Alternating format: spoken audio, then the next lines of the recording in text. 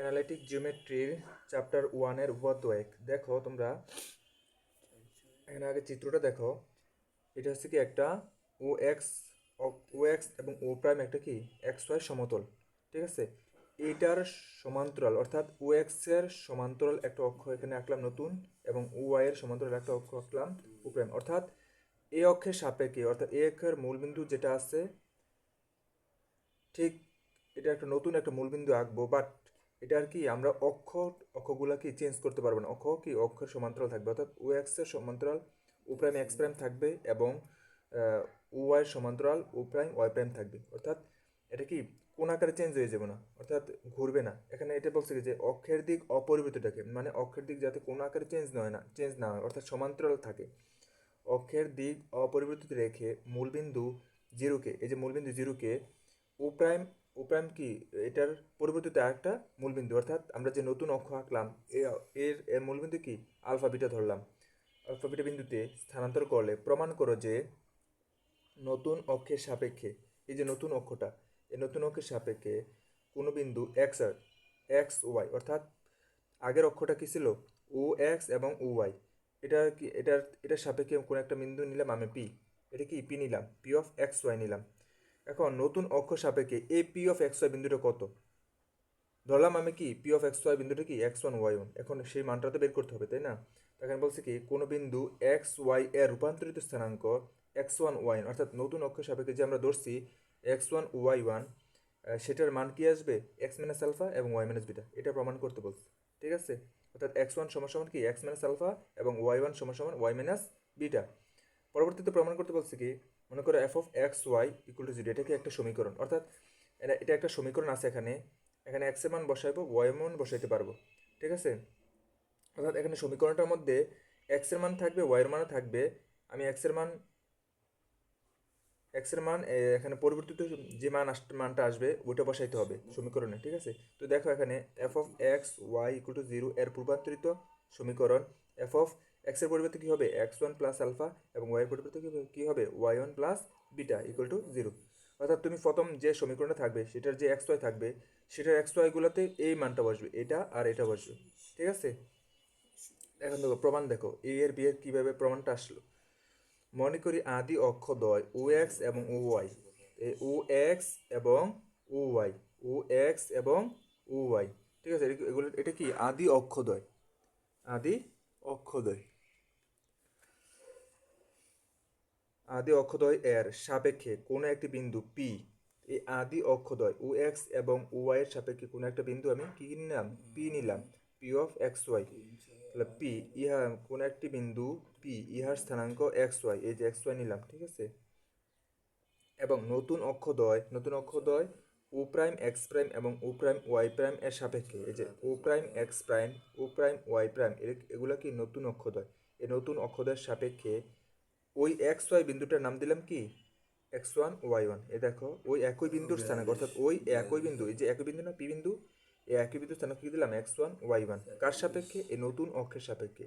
এই পুরানো অক্ষের সাপেক্ষে কি পি অফ এক্স ওয়াই বিন্দু ছিল, এবং নতুন অক্ষের সাপেক্ষে এই পি এর পি বিন্দুর স্থানাঙ্কটা কি হবে, ওই একই বিন্দুর স্থানাঙ্ক কি হবে এক্স ওয়ান ওয়াই ওয়ান। এখন আমাদের এক্স ওয়ান ওয়াই ওয়ান বের করতে হবে। তো বলছে কি ওই একই বিন্দুর স্থানাঙ্ক এক্স ওয়ান ওয়াই ওয়ান, যেখানে যেখানে বলছে কি যেহেতু আমরা কি বলছি অক্ষদ্বয় চেঞ্জ হয়েছে, বাট সমান্তরাল থাকবে, কখনো কোন আকারে চেঞ্জ হবে না। অর্থাৎ এই অক্ষরটা কি এভাবে থাকবে না, অর্থাৎ এটা এই অক্ষের সাথে পুরানো অক্ষের সাথে নতুন অক্ষর সবসময় সমান্তরাল থাকবে। তো ও এক্স অক্ষ এবং ও প্রাইম অক্ষ সমান্তরাল থাকবে, ও প্রাইম ওয়াই অক্ষ এবং ও প্রাইম ওয়াই প্রাইম অক্ষ সমান্তরাল থাকবে, এটাই বলছে। যেখানে ও প্রাইম এক্স প্রাইম সমান্তরাল ও এক্স, কমা ও প্রাইম ওয়াই প্রাইম সমান্তরাল ও ওয়াই, অর্থাৎ এটা সমান্তরাল, এটা সমান্তরাল, এবং দুইবার লিখছি।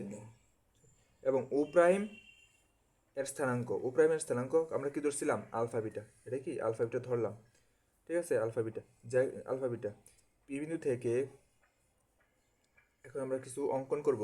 পি বিন্দু থেকে ও এক্স এর উপর, এই যে পি বিন্দু থেকে এ ও এক্স এর উপর কি আঁকবো পি এ লম্ব আঁকবো, ঠিক আছে। পি এ লম্ব আঁকবো, অঙ্কন করি, যা কি করছে এই যে ও প্রাইম এক্স প্রাইম কে কি বিন্দুতে সেট করছে বি বিন্দুতে সেট করছে, এটা দেখলাম বি বিন্দুতে সেট করছে, কোন বিন্দুতে ছেদ করছে? বি বিন্দুতে ছেদ করছে। আবার দেখো, আবার ও প্রাইম বিন্দু হতে, যে ও প্রাইম বিন্দু, এই বিন্দুটা হতে, এই বিন্দু হতে ও এক্স এর উপর, ও এক্স এর উপর, ও এক্স এর উপর ও প্রাইম সি লম্ব অঙ্কন করি, ও প্রাইম সি লম্ব অঙ্কন করি। আঁকছি কিনা? ও প্রাইম সি লম্ব অঙ্কন করছি কিনা? করছি। তো এখন দেখো,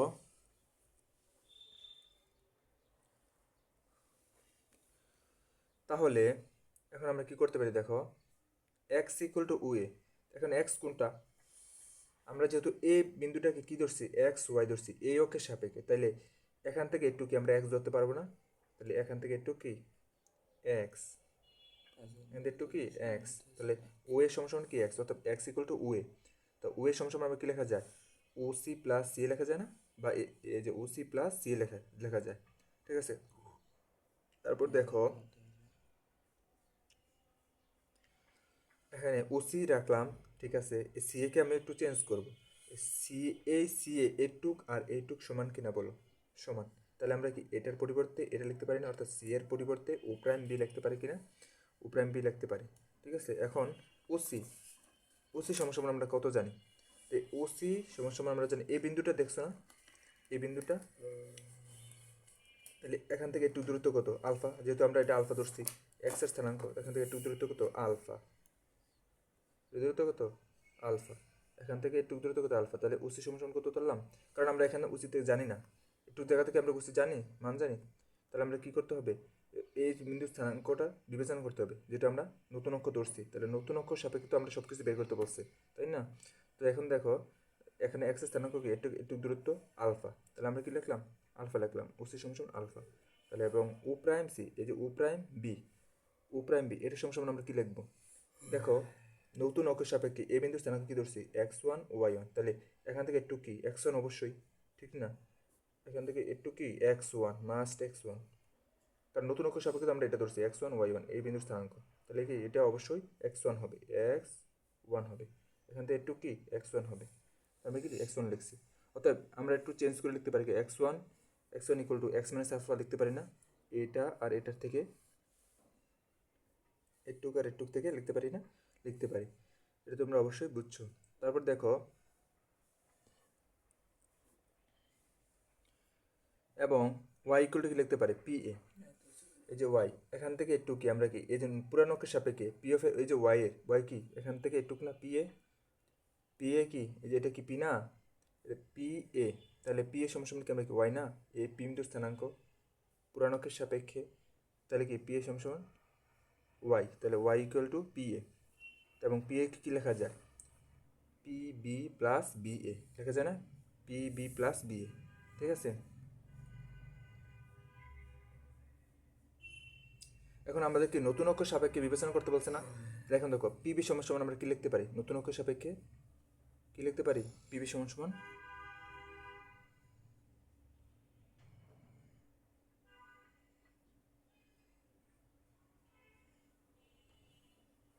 পিবি সমান ও প্রাইম সি কোথায়?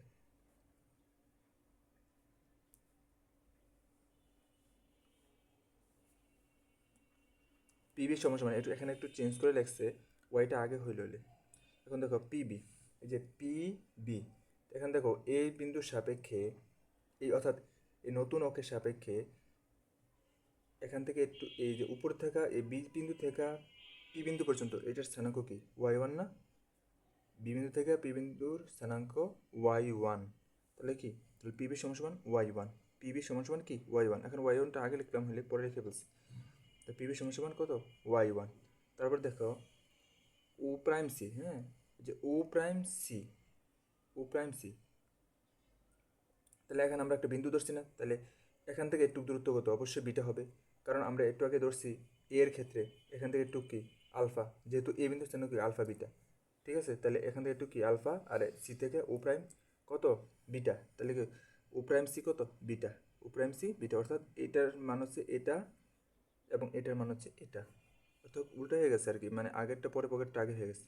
এখন দেখো আমরা যদি চেঞ্জ করে লিখি ওয়াই ওয়ান সমান সমান কি লিখতে পারি? ওয়াই মাইনাস বিটা, যেহেতু Y equal to beta plus Y one, ঠিক আছে। তো এটা এখন কি প্রমাণ হয়ে গেছে না, যে এক্স ওয়ান বলতে এক্স ওয়ান সমান সমান কি X minus alpha, Y one সমান সমান ওয়াই মাইনাস বিটা, প্রমাণ হয়েছে না? এক্স ওয়ান সমান সমান X minus alpha, Y one সমান সমান ওয়াই মাইনাস বিটা। তো আমরা এটাকে এভাবে লিখতে পারি, দেখো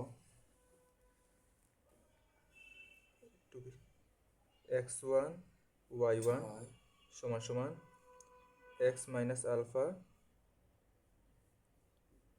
কমা ওয়াই মাইনাস বিটা। ভিতরে ফার্স্ট ব্র্যাকেট না দিলেও হবে, ঠিক আছে? এটা এভাবে আমরা লিখতে পারি, যেহেতু প্রমাণটা এভাবে দেখাইছি। এখন দেখো দ্বিতীয় অংশের প্রমাণটা, এখানে কি আমরা প্রথম অংশের প্রমাণ থেকে কি পাইছি, যে X equal to alpha plus X one, X equal to alpha plus X one, এবং ওয়াই ইকুয়াল টু কি পাইছি, বিটা প্লাস ওয়াই ওয়ান, বা ওয়াই ওয়ান প্লাস বিটা, পাইছি কি না? পাইছি। এখন দেখো, সুতরাং নতুন অক্ষ সাপেক্ষে এই যে X F of X Y equal to zero সমীকরণের রূপান্তরিত সমীকরণ, অর্থাৎ তোমার এই জায়গায় একটা সমীকরণ থাকবে ইকুয়াল টু জিরো থাকবে, জিরো এই সমীকরণের এক্স এবং ওয়াইও থাকবে। তাহলে এক্স এবং ওয়াইয়ের পরিবর্তে আমরা কী বসাবো, এটা বসাবো এক্সের পরিবর্তে, এবং ওয়াইয়ের পরিবর্তে এটা বসাবো ওই সমীকরণটায়, ঠিক আছে? তো আমরা কি নতুন সমীকরণে পরিবর্তিত সমীকরণে এই এক্সের পরিবর্তে কী বসাইছি, এক্স ওয়ান প্লাস আলফা এবং Y one plus beta equal to zero. এখন আমরা ক্যালকুলেশন করবো, আস্তে আস্তে ক্যালকুলেশন করে একটা সুন্দর সমীকরণ নিয়ে আসবো। তাহলে কি এটা কি আসবে, যে প্রাথমিক অবস্থায় যে সমীকরণটা দিছে ওই সমীকরণের পরিবর্তিত সমীকরণ এটা হবে, এই বিন্দুটা বসাইলে। প্রথম বিন্দু ছিল এই, প্রথম বিন্দু সমীকরণ ছিল এটা, অর্থাৎ মানে এক্স ওয়াই ছিল, এক্স ওয়াই দ্বারা যে সমীকরণটা ছিল সেটার পরিবর্তিত সমীকরণ, এই এক্স এর মান এটা বসাইলে এবং ওয়াই এর মান এটা বসাইলে কি পরিবর্তিত সমীকরণ আসা পড়বে, কার সাপেক্ষে, এ নতুন অক্ষের সাপেক্ষে, ঠিক আছে? তো এইটুকু ছিল আমাদের উপপাদ্য 1। উপপাদ্য 2 এবং 3 4 5 যা আছে এগুলো আমি একটু আস্তে আস্তে দিব তোমাদেরকে, দেখা নেই। আল্লাহ হাফিজ।